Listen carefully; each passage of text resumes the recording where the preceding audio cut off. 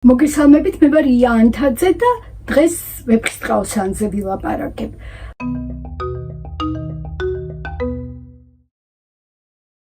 სანამ თავარ სათქმელზე გადავალ, ტრადიციულად გთხოვთ, რომ გამოიწეროთ ჩვენი, ანუ ზღარბის არხი და ამით მეტ ადამიანს მივცეთ საშუალება, რომ შემოგვიერთდეს აქ ამ პლატფორმაზე.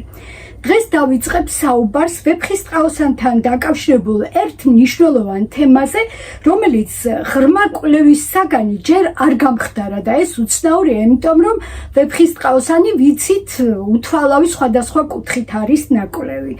შემდეგი რამდენიმე გადაცემის განმავლობაში ვილაპარაკებ პოემაში პერსონაჟების წარდგენის პრინციპებზე, ესე იგი ვილაპარაკებ იმის შესახებ, თუ როგორ ჩნდებიან თხრობაში ვეფხისტყაოსნის პერსონაჟები და როგორ ეცნობა მკითხველი გმირებს. ეს არის რთული, ჩახლართული სისტემა, რომელსაც გაგაცნობთ ნაწილ-ნაწილ, კაფიოდ და იმედი მაქვს ხალისიანად.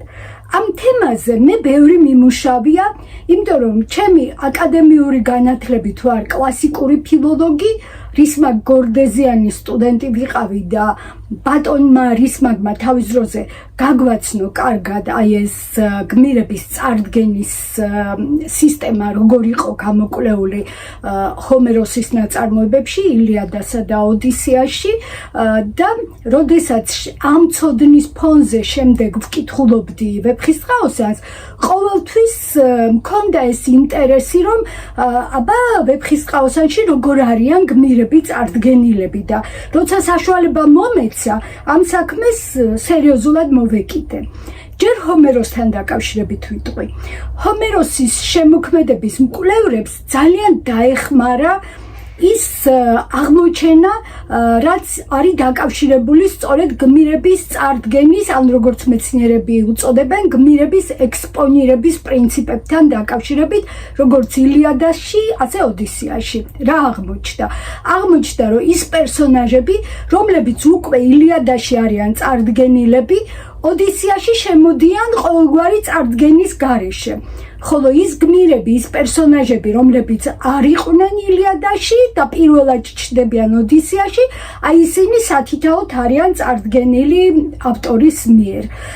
ამან დიდი უპირატესობა მისცა იმ მეცნიერებს, რომლებიც ყოველთვის ფიქრობდნენ, რომ ილიადა იყო ჰომეროსის ნაწარმოები, ალბათ ქსმენიათ იმის შესახებ, რომ მეცნიერები კამათობენ, თქვათ ილიადა არის თუ არა ერთი ავტორის ჰომეროსის დაწერილი, თუ ეს სხვადასხვა ავტორის შემოქმედების ერთგვარი კრებულია, მაგრამ აი ამ კვლევებმა, რომლებმაც დაადასტურა, რომ ერთიანი პრინციპით არის წარდგენილი პერსონაჟები ილიადასა და ოდისეაში, რა თქმა უნდა, მეეჭვებს, რომ ჰომეროსი არ არსებობდა თუ არ იყო ილიადას ავტორი, საფუძველი ფაქტობრივად მთლიანად გამოაცალა. აი ამდენად მნიშვნელოვანი აღმოჩნდა გმირების ექსპონირების, გმირების წარდგენის პრინციპების კვლევა ჰომეროსის ნაწარმოებებში. რაც შეეხება ვეფხისტყაოსანს, აქ რა თქმა უნდა, არც პოემის მთლიანობა და არც ავტორი ეჭვის ქვეშ არ დგას, მაგრამ პერსონაჟების წარდგენის აი ამ სქემის კვლევა ძალიან საინტერესო არის იმ კუთხით, რომ ესე იგი კიდევ ჩაღრმავებულად გვიჩვენებს რაღაც ფარულ სქემას პერსონაჟების წარდგენის, რომელიც ნათელყოფს აი როგორი განსაკუთრებული მთხრობელია შოთა რუსთაველი.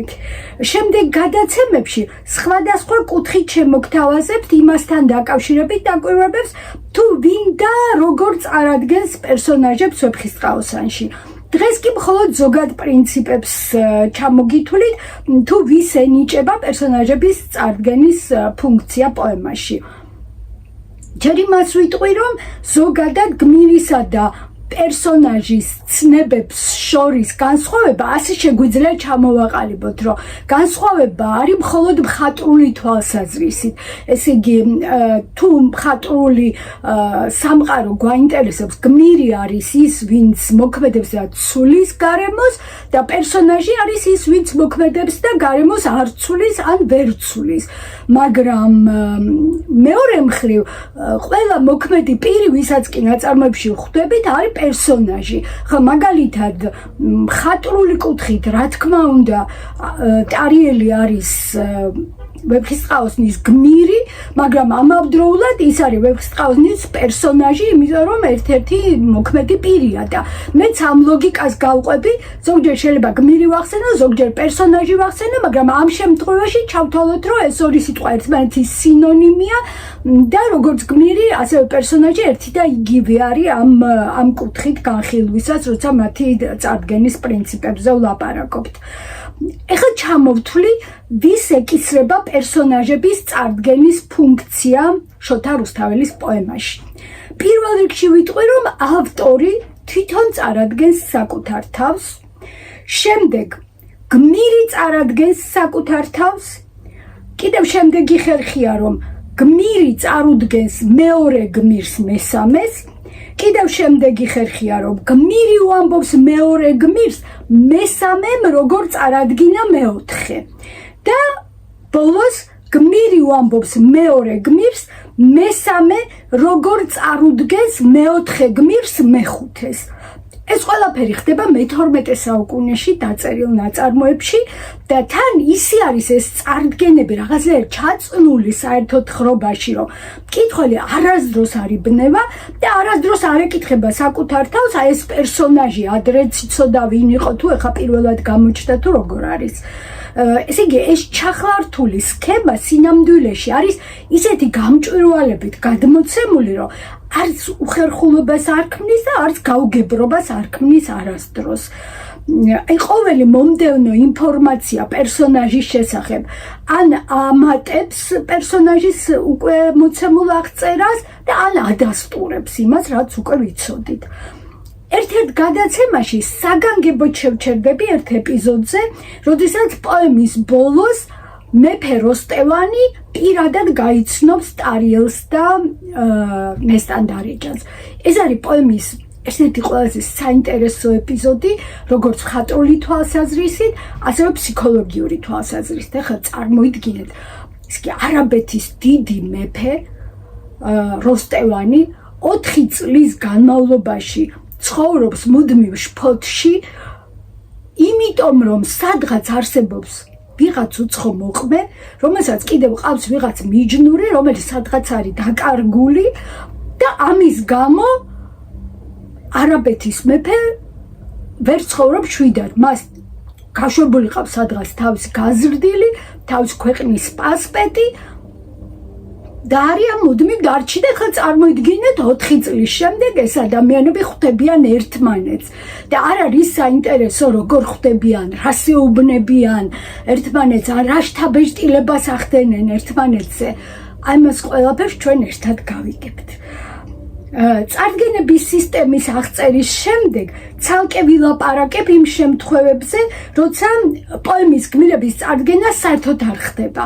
ესე იგი დგება რაღაც ეტაპი თხრობაში, როდესაც რუსთაველს აღარ მიაჩნია საჭიროდ აღწეროს ჩვენთვის ნაცნობი, მაგრამ ერთმანეთისთვის უცნობი გმირები და პერსონაჟები, როგორ ხვდებიან ერთმანეთს, ან რა შთაბეჭდილებას ტოვებენ ერთმანეთზე და შევეცდები, რომ აი ამის კანონზომიერებაც ერთად დავადგინოთ, აი როდის ხდება ეს, როცა გმირების წარდგენას აღარ თვლის ავტორი საჭიროდ. შემდეგ ვილაპარაკებ სახელდებული და usახელო გმირების წარდგენაზე, ეს ძალიან საინტერესოა და ამ ეპიზოდს დავყოფ 3 პატარა ქვეთავად. ესე იგი, პირველი ეს არის გმირები, რომლებსაც აქვთ სახელი და მოქმედებენ, რა თქმა უნდა, პერსონაჟების უმრავლესობა ასეთია. შემდეგ ეს არის გმირები, რომლებსაც არ აქვთ სახელი და მოქმედებენ, ყავს ვეფხისტყაოსანში ასეთი პერსონაჟების და შემდეგ ეს არის გმირები, რომლებსაც სახელი აქვთ, მაგრამ არ მოქმედებენ, არ ჩანენ, არაფერს არ აკეთებენ. ასეთ პერსონაჟებსაც შევხვდებით. ახლა მოკლე ანონსად გეტყვით, რომ რუსთაველს ჩემთვის ამოუხსნელი დამოკიდებულება აქვს ზოგჯერ პერსონაჟების მიმართ და აი რას გულისხმობ, ადრეც მithქვამს, ნესტანის დედა, ინდოეთის დედოფალი, რომელიც მეტყველებს, ამბობს რაღაცებს, მოქმედებს მე განსაკუთრებით პოემის ბოლოს, მაგრამ არ ვიცით რა ქვია, არ ვიცით მისი სახელი, არ არის ვეფხისტყაოსანში მისი სახელი ნათქვამი. მაგრამ სამაგიეროდ ვიცით ბაღდადელი ვაჭრების ქარავნის უფროსის სახელი უსამი ქვია. ეპიზოდური პერსონაჟი ერთ ეპიზოდში ჩნდება, სიმპათიური კაცია, მაგრამ ყოველ შემთხვევაში ერთ პატარა ეპიზოდში მოქმედებს მხოლოდ და რაღაცას ამბობს და ჩვენ მისი სახელი ვიცით. ასევე ვიცით რა ქვია ქაჯეთის სამეფოს გარდაცვლილი მეფის დას დულარდუხტი ქვია. ეს ადამიანიც ეს პერსონაჟი გაკრთება ნაწარმოებში, მაგრამ ასევე ვიცით რა ქვიათ მის ძმისშვილებს, ანუ გარდაცვლილი მეფის შვილებს, როსანი და როდია ქვიათ და საერთოდ არ ჩანან ეს პერსონაჟები, მაგრამ სახელები ვიცით და ვისაც სკოლაში ვეფხისტყაოსანი უსწავლია, ან შემდეგ წაუკითხავს ეს როსანი და როდია რაღაცნაირად ყველას გვახსოვს. თითქოს შეიძლება არ გვახსოვს ვინ არიან, მაგრამ აი ვიღაცებს რომ როსანი და როდია ქვიათ, ეს რატომღაც გვახსოვს. ამის შემდეგ ერთ-ერთ გადაცემაში ვილაპარაკებ გმირების წარდგენისა სუბიექტურ და ობიექტურ ფაქტორებზე. ასევე ანონსად ვიტყვი, რომ ობიექტურ ფაქტორად შეგვიძლია მივიჩნიოთ მეფეების წარდგენა, იმიტომ რომ რომელი ქვეყნის მეფეც არ უნდა იყოს და ვინც არ უნდა წარადგენდეს, გარკვეული კანონზომიერება ამაში ჩანს მეფე როგორ არის წარდგენილი.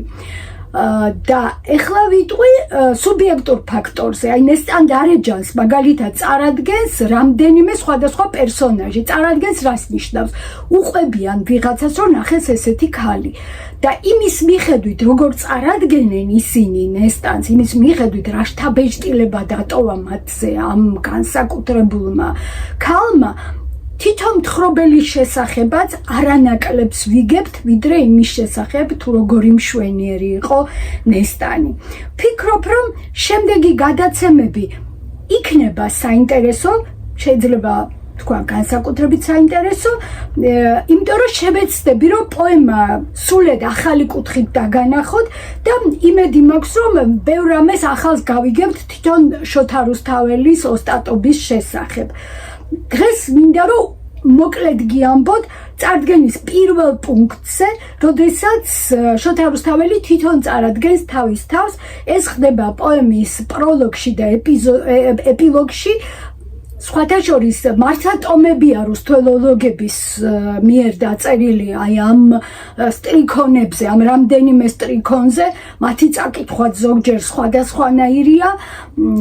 რა თქმა უნდა, ახლა ამაზე მე სიტყვას არ გავაგრძელებ და ეს სტრიქონები ალბათ გვახსოვს, მაგრამ მაინც კიდევ ერთხელ შეგახსენებ, სულ რამდენიმე სტრიქონია. დავჯერ რუსთველმან გავლექსე, მე რუსთველი ხელობითა ვიქმ საქმესა ამადარი, ვწერ ვინმე მესხიმე ლექსე მე რუსთველისა და მისა, ამირან დარეჯანის ძე მოსეს უქია ხონელსა, ტარიელ მისსა რუსთველსა, მისთვის ცრემლ შეუშრობელს. აი ეს არის. და ხა მინდა ვთქვა, რომ შოთა რუსთაველი, როდესაც თავის თავს ასახელებს, ყოველთვის ამბობს რუსთველი. რუსთაველი არსად არ არის ვეფხისტყაოსანში, მაგრამ უკვე გვიან საუკუნეებში მისი სახელი ჩავთავოთ, რომ ეს არის სახელი მისი შოთა რუსთაველი. ხო ეს ჩნდება გვიან და ვახტანგ მეექვსემ როდესაც პირველად დასტამბა ვეფხისტყაოსანი, აი იქ ამ წიგნს აწერია, რომ ავტორი არის შოთა რუსთაველი. და შემდეგ მოყვება ეს ტრადიცია. ახლა ვიტყვი, რომ ავტორი გარდა იმისა, რომ პროლოგში და ეპილოგში საკუთარ თავს ასახელებს, კიდევ პოემაშიც ჩნდება როგორც მთხრობელი. მე ამის შესახებ ადრეც გიამბეთ, ეხლაც გეტყვით, რომ ორნაირად ჩნდება როგორც მთხრობელი. ერთი ეს არის როგორც ობიექტური მთხრობელი, დაწერს ერთ სტროფს, რომელშიც მიგვანიშნებს, რომ ეს ამბავი, რომელიც ამ სტროფს მოყვება, როგორი ამბავი იქნება, ვთქვათ, კარგი ამბავი იქნება, ცუდი ამბავი იქნება, რას შეეხება, ბედს შეეხება, უბედობას შეეხება თუ რას. და ამ ჩანართების მიხედვით მთელი პოემა არის 7 ბლოკად, ასე ვთქვათ, დაყოფილი. მაგრამ აქ შოთა რუსთაველი არის აბსოლუტურად ობიექტური მთხრობელი, უბრალოდ ცოტა დროს წინ უსწრებს და წინასწარ გვეუბნება, შემდეგ რას უნდა ველოდეთ. მაგრამ შოთა რუსთაველი როგორც მთხრობელი, სუბიექტური მთხრობელი, ასევე ჩანს ვეფხისტყაოსანში ზოგიერთ ეპიზოდში და განსაკუთრებით დასამახსოვრებელია მისი გამოჩენა გულანშაროში, როდესაც ავთანდილის ყველა საჩოთირო ქმედების შემდეგ ჩდება გმირის გვერდით, აქებს და ამხნევებს მას და ეს მართლაც ძალიან დასამახსოვრებელი ეპიზოდებია. ოღონდ კიდევ ერთხელ ვიტყვი, რომ აქ უკვე ის ჩნდება როგორც მთხრობელი და არა როგორც მაინც და მაინც რუსთველი. და როგორც რუსთველი ის ჩნდება მხოლოდ პოემის დასაწყის და დასასრულ ეპიზოდებში, პროლოგში და ეპილოგში. დღეს ამით დავასრულებ გმირების წარდგენის პრინციპებზე ერთგვარ შესავალ გაცნობით საუბარს. და გადაცემის ბოლოს ისევ გთხოვთ, რომ გამოიწეროთ ჩვენი ანუს ღარბის არხი. შემდეგ ხუთშაბათამდე გემშვიდობებით და დიდი იმედი მაქვს, რომ დავბრუნდებით თქვენთვის საინტერესო განხილვით. ამას ხას იმიტომ უსვამ, რომ სპეციფიკურ ეტაპზე შევდივართ გადაცემების, როდესაც ისეთი რამ უნდა გიამბოთ, რაც უშუალოდ ამბებთან აღარ არის დაკავშირებული, მაგრამ და ამის გამო შეიძლება ვინმე მიფიქროს, რომ თქვათ ეს ისეთი საინტერესო აღარ იქნება, მაგრამ პირიქით მგონია, იმდენად ახლებური კუთხით წარმოგიდგენთ ვეფხისტყაოსანსაც და მის ავტორსაც და მისი ავტორის ოსტატობასაც, რომ ეს ეპიზოდები შეიძლება უფრო მეტად საინტერესოც იყოს და არა მხოლოდ ნებისმიერი მაყურებლისთვის, არამედ მასწავლებლებისთვისაც შეიძლება კიდევ უფრო მეტად საინტერესო იყოს, ან იმგვარადვე საინტერესო იყოს, როგორც დანარჩენი გადაცემები, რაც აქამდე ყოფილა აი ამ ჩემს პოდკასტში. ახლა შემდეგ ხუთშაბათამდე გემშვიდობებით და დიდი მადლობა ყველას იმისთვის, რომ ჩემთან ერთად ხართ.